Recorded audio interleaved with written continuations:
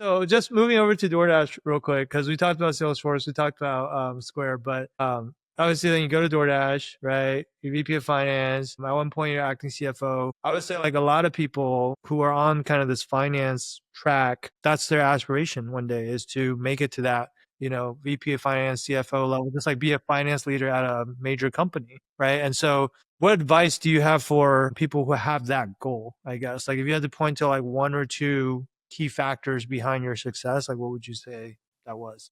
As you mature more throughout your career, it's it's no matter it's no longer about like your how good you are with a model,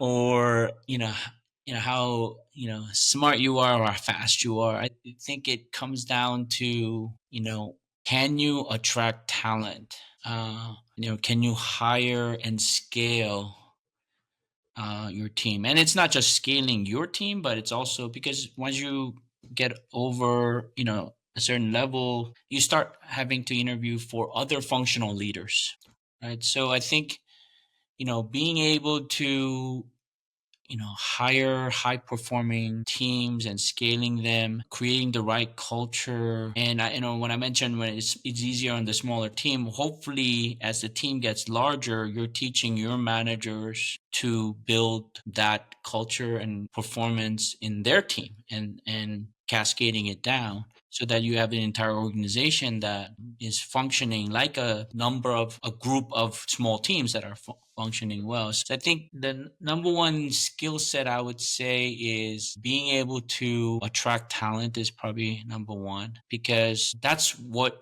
your value add is. And I think the other is probably more business acumen. And it's hard to define this because I've seen, the most, junior people have like really sharp business acumen, like the guy I mentioned that I thought was incredibly higher. And like one of his key characteristic is like he got it, right? He's able to get it quickly and, had huge, great acumen. Then there's executives that have all the influence in the world that have really poor business acumen. And you constantly wonder, well, that's a shitty decision, right? I mean, that's just not well thought through. So I think, I've said this in the past, like, there's a transition period where you no longer get paid to do things. You get paid to know things. By knowing things, you can make good business acumen. And I think, the ones that truly add value to organizations are that scale the team and get all the blocking and tackling done. But the ones that add true value is around setting the right goal and strategy, questioning key material decisions that can impact a company in various ways, Yeah. right? So I think that's kind of like how your career evolves. Now, your business acumen can be sharpened through all the different experiences that you have, and you reach back and collect on it. How do you, because that was kind of the next question is, how do you acquire those specific skills you just talked about, whether it's hiring, being able to recruit great people and obviously have them want to work for you, and also the business acumen part? Obviously, like I know business acumen you can just accumulate through time, but I feel like some people accumulate it a lot faster than other people. I think also part of it is like the pace with which you acquire the business acumen at, right? Like this is why some people are CFO when they're 40 and some people are CFO when they're like 60, right? I think failure is very helpful. I think looking back in my career, Sam, there are mistakes I've made, whether it's on people management, and there are some specific incidences even at Square with one of my directs. I made mistakes. I would say a couple of people. There are things that I thought I could have managed better. So making mistakes, reflecting on those mistakes can help you learn about what would I do differently next time. Yeah. It's like, and I've also had low performing, and learned that I wasn't quick enough to cut ties. Yeah, I ended up getting to that point, but it probably took 6 months too long. So I think like having made lots of mistakes and learning from them is will help you be better as you grow your career.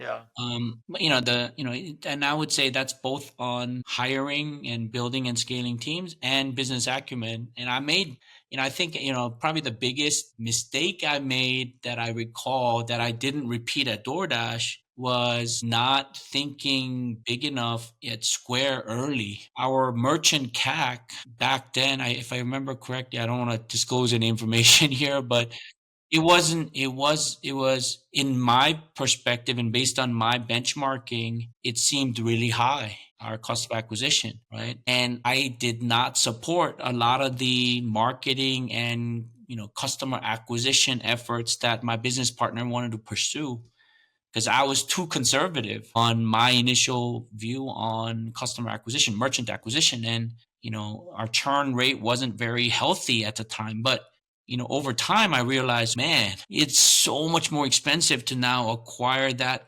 now the available market. Right. And even back in, and in my regret was, man, we could have worked on improving our retention, but we could have acquired these guys at half or one third of the cost that we were dealing with a couple years later. So I think that's one of the things that I learned and took with me to DoorDash was no, we're gonna go spend. We're gonna go, acquire that restaurant. We're gonna go acquire that consumer and that diner.